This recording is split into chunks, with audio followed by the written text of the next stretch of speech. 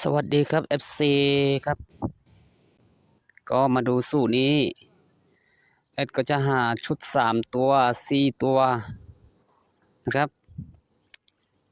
ซึ่งเราก็จะย้อนไอไปดูตั้งแต่งวดที่ออก4541นะครับ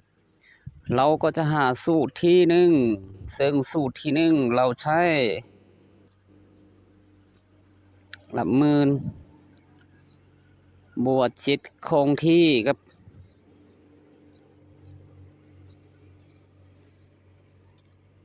4บวก7ก็จะได้1ในเมื่อได้1ให้เพิ่มไปอีก2แต้มก็จะได้3งวดที่7บวก7คงที่ก็จะได้4เพิ่มไป2แต้มได้6งวดที่75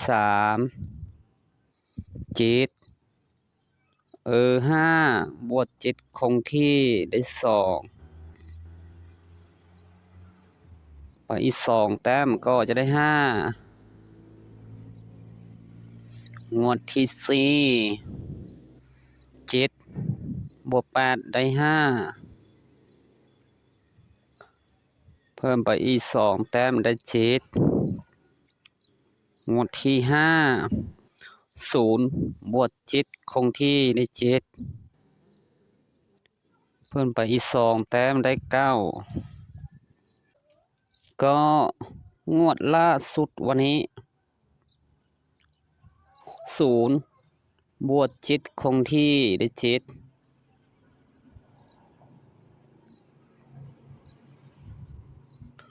เพิ่มไปอีก2แต้มก็จะได้9ในเมื่อเราได้สูตรที่1เราก็จะมาหาสูตรที่2ซึ่งสูตรที่2เราก็จะใช้หลักพันบวกหลัก10บวก8คงที่ครับ0บวก6ก็จะได้6ไปบวก8คงที่ได้4ครับสูตรที่2จะมีแค่1ตัวครับวันนี้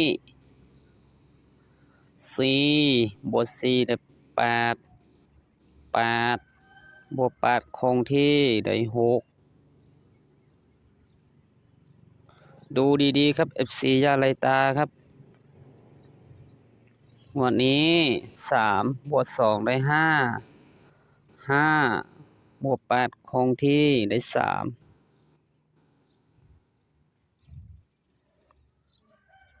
งวดที่3งวดที่3บวก4ได้7บวก8คงที่ได้5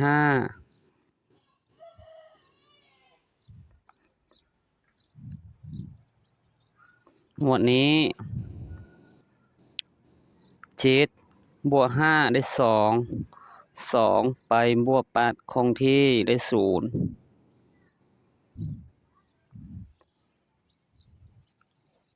ก็งวดที่6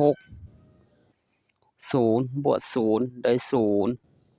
0ไปบวก8คงที่ตัวเนี้ยก็จะได้8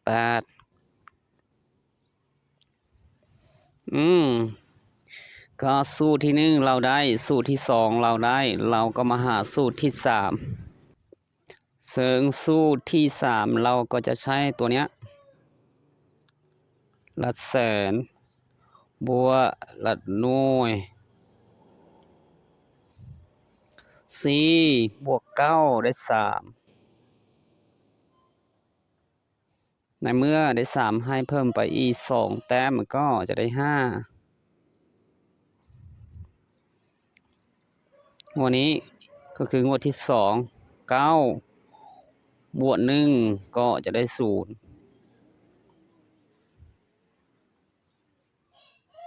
ตัวเนี้ยเพิ่มไปอีก2แต้มก็จะได้2ก็งวดที่ 2บวก6ก็จะได้8และ0งวดที่4 8บวก5ได้3เพิ่มไปอีก2แต้มก็จะได้5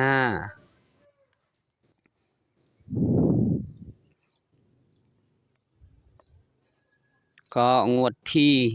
6งวดที่5ก่อนครับงวดที่5 0บวก3ได้3และ5งวดนี้เราใช้3บวก5ได้8เพิ่มไปอีก2แต้มก็จะได้0สูตรที่1เราได้สูตรที่2เราได้สูตรที่3เราก็ได้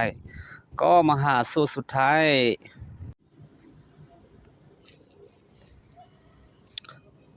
ซึ่งสูตรสุดท้ายเราก็จะใช้ซึ่งสูตรที่3เราก็จะใช้สูตรที่4เราก็จะใช้ตัวเนี้ยหลักร้อย2ครั้งและหลักหน่วย2ครั้งก็จะได้สูตรที่4ครับ2 3 6ได้6 2 9 18 8บวก6ก็จะได้4เพิ่มอีกตัวได้5งวดที่2 4ตัวมันออกไปที่4 5 4 1 4 5 4 1ก็ถือว่าเข้าทุกสูตรเลยครับ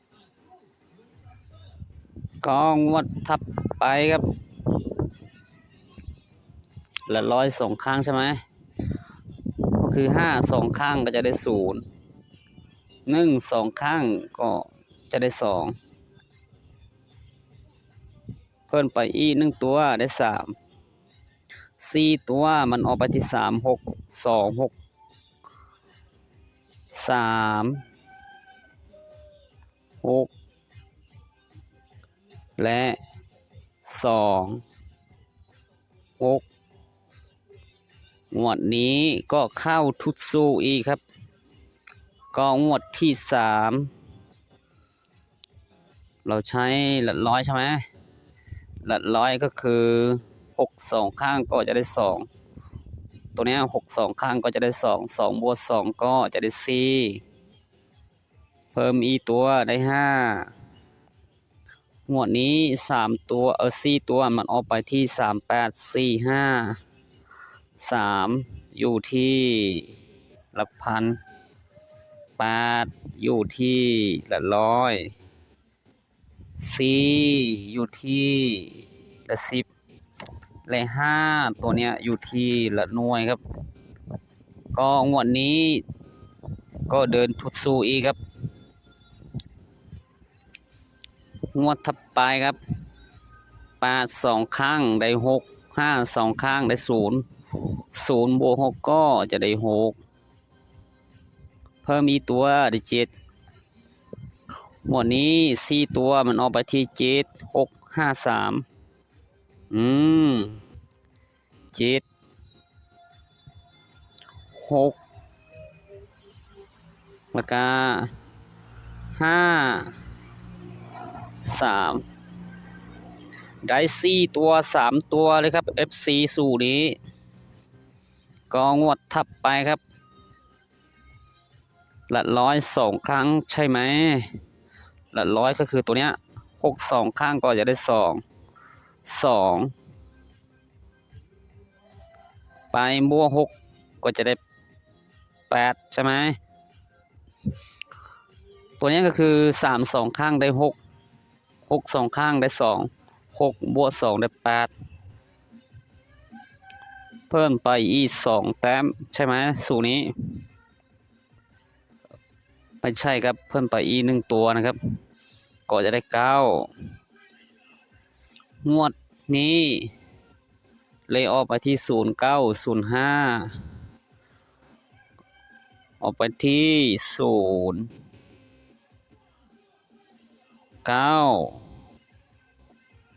นะครับและ05ก็ถือว่าสูตรที่1ได้79ชน9ครับงวดนี้เราได้แค่ชุด3ตัว905ครับก็ลองดูงวดที่6ว่ามันจะเข้าไหมก็คือละร้อย2ครั้งละร้อยคือ9 2 9 18ได้8 5 2ครั้งก็จะได้0บวก8ก็จะได้8ตัวเนี้ยเพิ่มไปอีก1ตัวใช่ไหมได้9ครับเดี๋ยวจะดึงสูตรที่1 79สูตรที่2 8สูตรที่3 80และสูตรที่4 89ไปอีกกระดานหนึ่งเราจะมาจับคู่ครับก็ได้ดึงมาตรงนี้และเราจะจับคู่อย่างนี้ครับ FC ก็คือเราจะจับคู่7 8 8 8เลยนะครับ4ตัว7 8 8 7 8 8 9 7 8 8 9 7 8 0 8 7 8 0 8 7 8 0 9 7 8 0 9แล้วก็9 8 8 8นะครับ9 8 8 9 8 8 9อย่างนี้ครับ9 8 8 9 9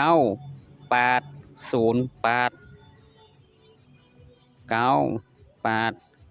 0 8 9 8 0 9 9 8 0 9ชุด4ตัวก็จะมีประมาณนี้นะครับสำหรับชุด3ตัวให้ FC ไปตัดเอาเองครับว่า FC จะตัดยังไงครับแอนก็จะคู่แค่4ตัวตดให้ FC ได้ดูครับว่า FC จะเอาตัวไหนขึ้นที่ละ100ตัวไหนขึ้นที่ละ10และละหน่วยครับครับคลิปนี้ก็จะมีแค่นี้ครับถ้า FC ชอบแนวทางของแอดก็ฝากกดไลค์กดติดตามให้แอดครับโชคดีครับ